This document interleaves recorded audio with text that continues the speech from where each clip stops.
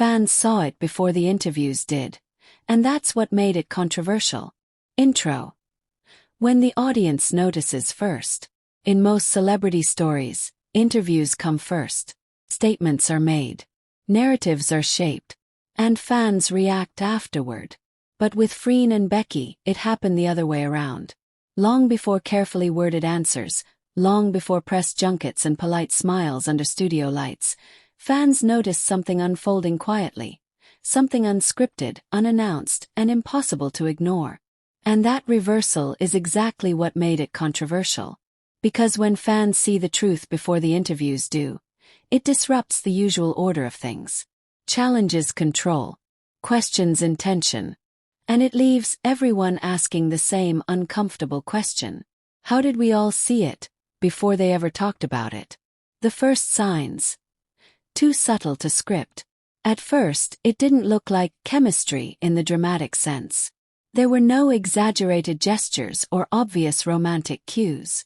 Instead, there were patterns. Fans noticed how Freen instinctively turned toward Becky in group settings, even when someone else was speaking. They noticed how Becky's posture softened when Freen was near. They noticed the way pauses stretched just a little longer when their eyes met. These weren't moments highlighted by cameras. They were moments the cameras happened to catch. And that difference mattered. When fans started comparing notes, one fan noticing something can be dismissed. Thousands noticing the same thing cannot. Online, small observations began to overlap. Why does Freen always wait for Becky before moving? Why does Becky look calmer when Freen answers questions? Why do they stop fidgeting when they're beside each other? Slow-motion edits appeared. Side-by-side comparisons followed. Timelines were built. Not out of obsession but out of recognition. Fans weren't inventing moments. They were connecting them. And the more they connected, the clearer the pattern became. The silence that made it louder. What truly intensified the controversy wasn't what Freen and Becky said. It was what they didn't. In early interviews, questions about their chemistry were answered professionally. We work well together. We're comfortable. We respect each other. Nothing unusual. Nothing confirming. Nothing denying. But fans had already seen something those answers didn't fully cover. Because what fans noticed wasn't chemistry as a performance. It was ease. And ease doesn't come from practice alone. The silence between what fans saw and what interviews explained created a gap. And gaps invite speculation. When interviews started feeling late. As interviews continued, subtle shifts appeared. Freen paused longer before answering questions about Becky. Becky smiled differently when Freen's name was mentioned. Softer, less guarded. They began referencing each other without being prompted. Nothing explicit. Nothing dramatic. But fans noticed the timing. These weren't beginnings. They were acknowledgments. And that's when the narrative flipped. The interviews weren't revealing something new. They were catching up. Why this made people uncomfortable. The controversy didn't come from romance rumors. Came from loss of control. In entertainment, narratives are usually managed. Chemistry is marketed. Closeness is contextualized. Boundaries are clarified.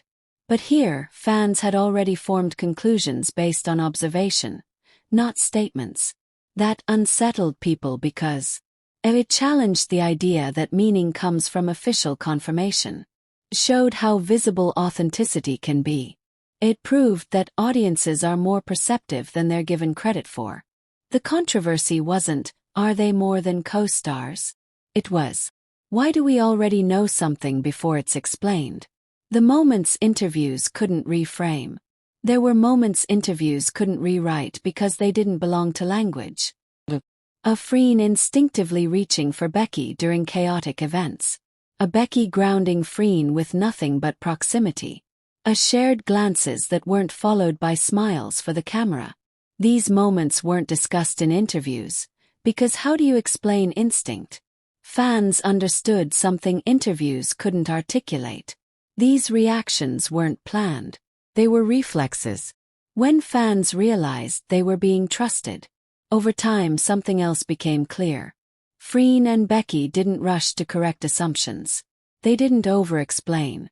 They didn't distance themselves to ease speculation. Instead, they stayed consistent.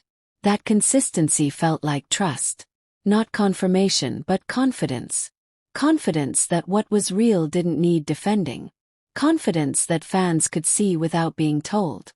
And that quiet trust deepened the bond between them and their audience.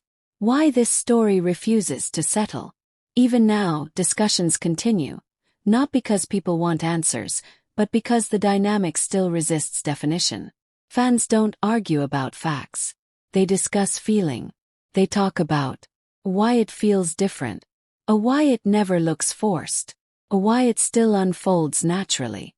The controversy lives on because the connection hasn't changed to fit expectations. It remains exactly what fans first noticed. Conclusion.